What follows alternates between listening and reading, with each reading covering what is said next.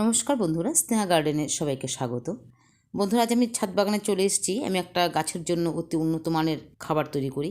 আমি সবসময় বলি আমি গাছের জন্য বিভিন্ন প্রকার জৈব খাবার তৈরি করি, তো এটাও একটা ভাগ তার মধ্যে। তারপর আরও অনেক ধরনের খাবারই আছে, প্রত্যেকটাই দেখাবো। কারণ প্রকৃতির মধ্যে প্রচুর জৈব খাবার রয়েছে এবং আমাদের হাতের কাছেই রয়েছে। সেগুলো যদি আমরা একটু প্রসেস করে গাছে ব্যবহার করতে পারি তাহলে অনেকটাই ভালো হয়, এবং জৈব খাবার বেশি পরিমাণে ব্যবহার করলেও কোনো ক্ষতি নেই। তো আজকে যেটা ব্যবহার করব সেটা হচ্ছে চিড়ে, মুড়ি, চাল, আটা, ভাত, রুটি এবং সুজি এসব দিয়ে তৈরি খাবার। কারণ অনেক সময় আমাদের অনেক ভাত বেঁচে যায়, রুটি বেঁচে যায়, আমরা ফেলে দিই, চিড়ে মুড়ি নষ্ট হয়ে যায় ফেলে দিই, আটা ময়দার জাতীয় কোনো খাবার ফেলে দিই, বিস্কিট ফেলে দিই। তা আমি কিন্তু সেগুলো ফেলে দিই না, সেগুলো দিয়েই আমি গাছের জন্য খাবার তৈরি করি। কারণ কার্বোহাইড্রেট গাছের জন্য খুবই গুরুত্বপূর্ণ এবং এতে গাছ অনেক সবুজ সতেজ থাকে, দীর্ঘদিন ফুল ফল দেয়, ফুল ফল ঝরে যায় না, গাছের বার্ধক্য দেরিতে আসে। এবং এটা হচ্ছে একটা কার্বন, হাইড্রোজেন এবং অক্সিজেনের একটা যৌগ। এর মধ্যে 2:1 অনুপাতে হাইড্রোজেন অক্সিজেন থাকে। তো গাছের যে কোষের বৃদ্ধি ভালো হয় এবং কোষ প্রাচীরের গঠন ভালো হয়, ডিএনএ আরএনএ তন্তুর গঠন সঠিক থাকে।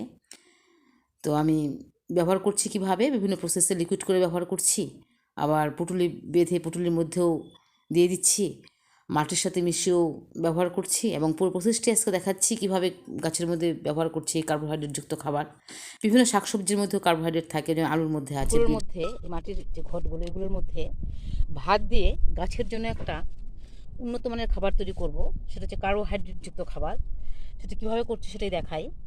কারণ এই যে পাত্রগুলো, এগুলো আমি কাজে লাগাচ্ছি। এগুলোতে গাছ লাগালে বেশি একটা বড়ো হবে না, তো আমাকে নিচের দিকে ফুটো করতে হবে, ফুটো করতে গেলে হয়তো ভেঙেই যাবে। তা এগুলোতে আমি এই ভাত দিয়ে, বাসি ভাত দিয়ে, ভাত অনেক সময় জমে যায়, আমাদের বেঁচে যায়, সেই ভাত দিয়ে এবং মাটি দিয়ে গাছের জন্য একটা খাবার তৈরি করব। কিছু লিকুইডও করা যায়, কিন্তু এটার মধ্যে ভাত দেওয়াই আছে, যেটা ভাতের অনেকটাই দেওয়া আছে। আর এই ভাতটা আজকে নিয়ে এসেছি, তো এগুলোর মধ্যে ভাত আর মাটি ভরে দিচ্ছি। তো কীভাবে দিচ্ছি সেটাই দেখাই। সবগুলোর মধ্যে আগে একটু মাটি দিয়ে নেব। এই ভাতটা দুদিনকার জমানো, এটা এখানে রেখে দিই, দিয়ে তারপর করছি। এটা একদম পচেই গেছে ভাতটা, এই যে জমিয়ে রেখেছিলাম। টোটাল ভাত এতটুকু, এটুকু দিয়ে 4টা ঘটের মধ্যে আমি বানাচ্ছি। দেখা প্রথম লেয়ারে মাটি দিলাম, তারপর লেয়ারও মাটি দিয়ে দিচ্ছি, 1 লেয়ার করে মাটি দেব। মাটি বলতে আমার সেই বানানো যে মাটি রাবিশ টাবিশ দিয়ে বানাই সেগুলো। এখন 1 লেয়ার করে ভাত দিয়ে দিচ্ছি। ভাত ফেলে না দিয়ে আমরা এইভাবে গাছে ব্যবহার করতে পারি। আর লিকুইড করলে অনেক সময় কী হয়, ফাঙ্গাস ধরে যায়। ভাতের ফাঙ্গাস সাংঘাতিক, একবার ধরলে ছাড়তে চায় না। আমি লিকুইড করেও ব্যবহার করি। এবার ইচ্ছা করলো যে ঘটগুলো যেহেতু আছে, এগুলোকে আমি কাজে লাগাবো, তাই আমি এরকম করে করছি। তারপর মাটি দিয়ে দিচ্ছি, দিয়ে দিলাম, আবার 1 লেয়ার ভাত দিয়ে দেবো। তারপরে ঢেকে আমি ছায়াযুক্ত জায়গায় রেখে দেবো। 15 দিন 1 মাস পরে এটা আমি বের করবো।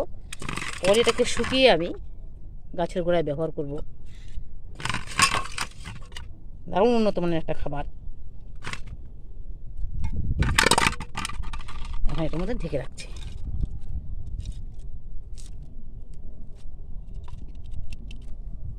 একদম চেপে চেপে রাখছি, এটাও চেপে রাখছি।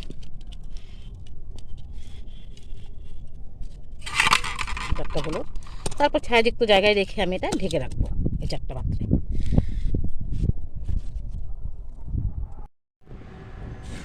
বন্ধু, চলে এসেছি আরও 2 মাস পর। তো যে কার্বোহাইড্রেটযুক্ত খাবারটা আমি বানিয়েছিলাম সেগুলো দেখাতে। এই যে মাটির ঘটগুলো, এগুলোর মধ্যে আছে সব, এটার মধ্যেও বানিয়েছিলাম এটাতেও। তো এগুলো আমি খাবারগুলো আমি একটু ঢেলে দিচ্ছি এখন, রোদে শুকিয়ে। এই পাত্রগুলোর মধ্যে আমি আবার নতুন করে বসাবো খাবার। তো এগুলো আমি সব নিয়ে যাচ্ছি বাইরে। এগুলো একটু শেডের মধ্যে আছে, সকালের দিকটা তো রৌদ্র পড়ে, তারপরে 12টার পর থেকে ছায়া থাকে এখানে। তো এই খাবারগুলো আমি এখন বাইরে নিয়ে যাচ্ছি। এই বস্তাটার মধ্যে ঢেলে দেবো, রোদে শুকিয়ে তারপর আমি গাছে ব্যবহার করবো। এগুলো ঢেলে দিচ্ছি, দেখি ভেতরটা কীরকম আছে। একদম ঢেলে দিচ্ছি, একদম শুকিয়ে গেছে, একদম সুন্দর শুকনো শুকনো একটা উন্নত মানের খাবার। তো মাটির ঘটে রাখলে কী হয়, খাবারটা শুকনো তৈরি হয়, কারণ এর মধ্যে যে ছিদ্র রয়েছে, জলীয় পদার্থটা যে সেটা ছিদ্র দিয়ে বেরিয়ে যায়, এবং খুব সুন্দর একটা খাবার। তারপরে আরেকটা দিচ্ছি।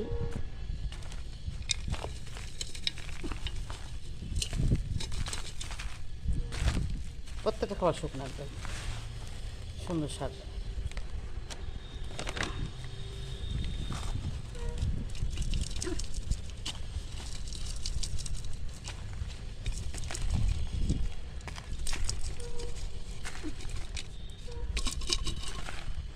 এগুলো আমি আজকেই গাছে ব্যবহার করতে পারবো, আর রোদে শুকানোর কোনো ব্যাপার নেই, একদম শুকনো ঝুরঝুরে।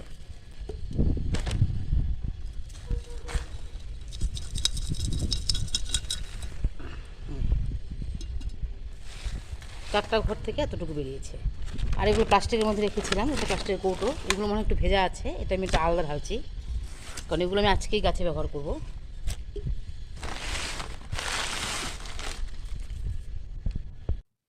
তো প্লাস্টিকের এই প্যাকেটটার মধ্যেও রেখেছিলাম, তো সেটা দেখাতে পারিনি।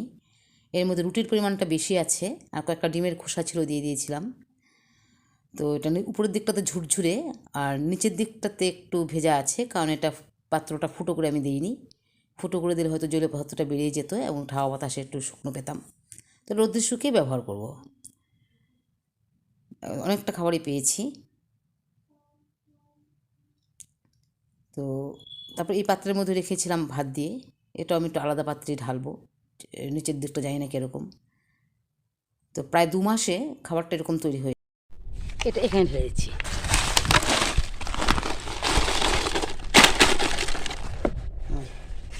এটা শুকিয়ে গেছে, একটু একটু ভেজা আছে, একদম পুরো ভাত দিয়ে। সব গাছে আমরা ব্যবহার করতে পারি এবং টব ভর্তি ভর্তি করেও আমরা গাছে লাগাতে পারি। তো আজকে আরও কিছু নিয়ে এসেছি, সেগুলো দিয়ে আমি আবার নতুন করে তৈরি করব। তো এটা আমি সব গাছেই ব্যবহার করব। আর আজকে যে খাবারগুলো নিয়ে এসেছি সেটা দেখি।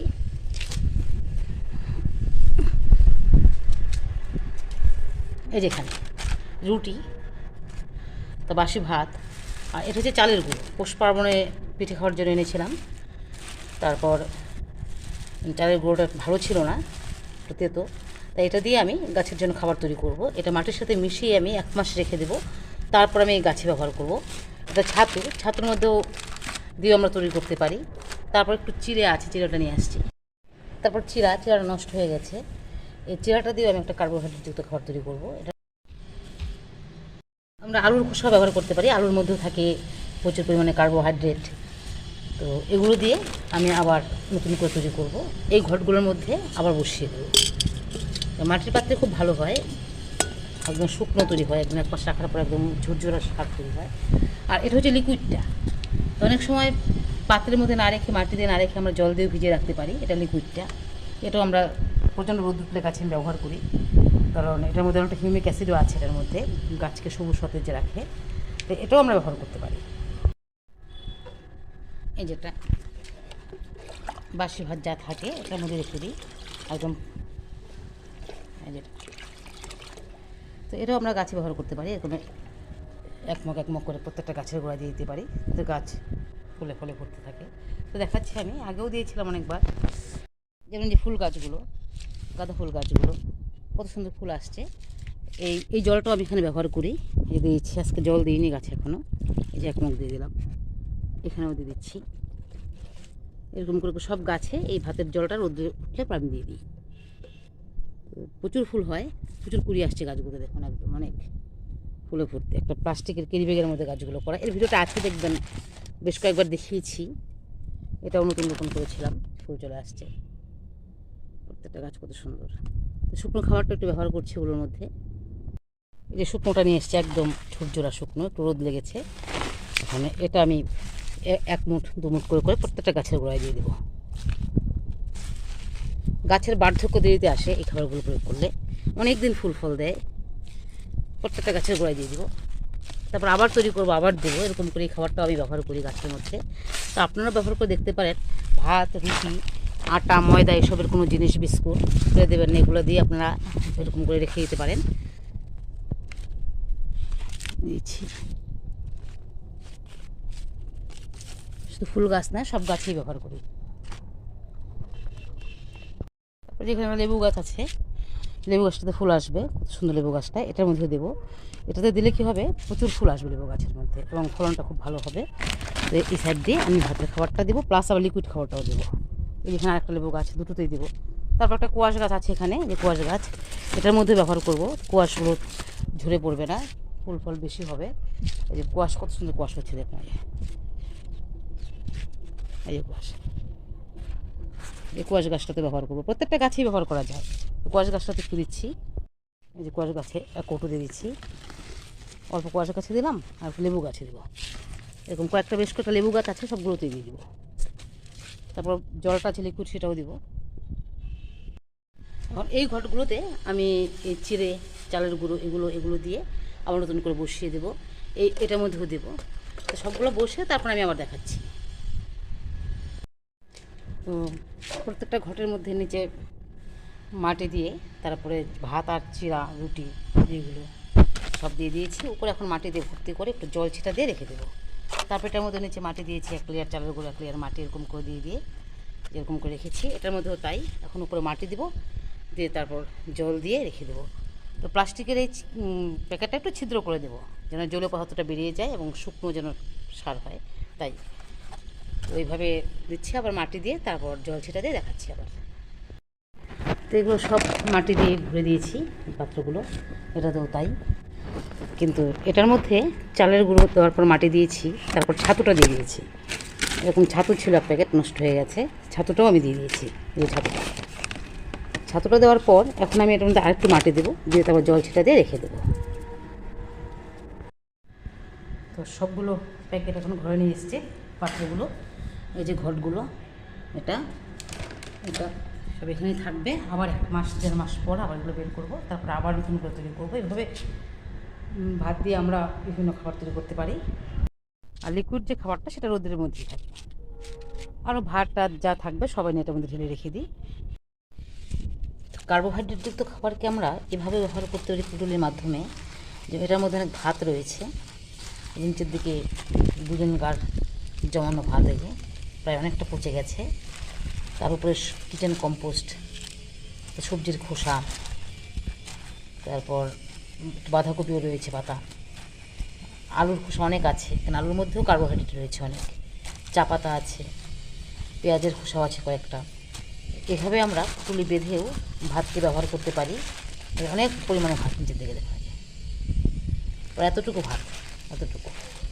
এটা নিচের দিকে ফুটো করে আমরা গাছের গোড়ায় বসিয়ে দিতে পারি। তো দেখাচ্ছি একটা গাছের গোড়ায় বসিয়ে, যেমন এই যে বেগুন গাছগুলোতে, এই যে বেগুন গাছটা, এটার মধ্যেও একটা পুটুল নিচের দিকে বসানো আছে।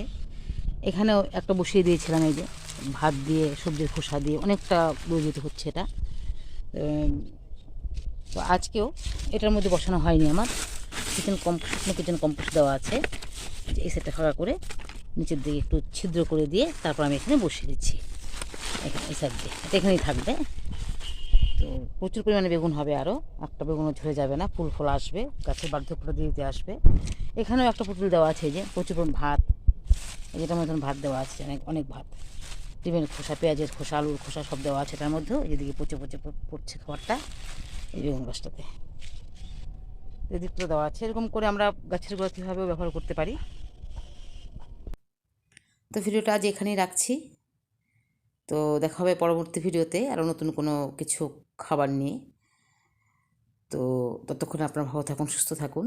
আর আমার এই ভিডিওটা ভালো লাগলে সাবস্ক্রাইব করে পাশে থাকবেন, বেশি করে শেয়ার করবেন এবং লাইক করবেন। আর কিছু জানার থাকলে কমেন্টস করবেন। তো আজ এখানেই রাখি।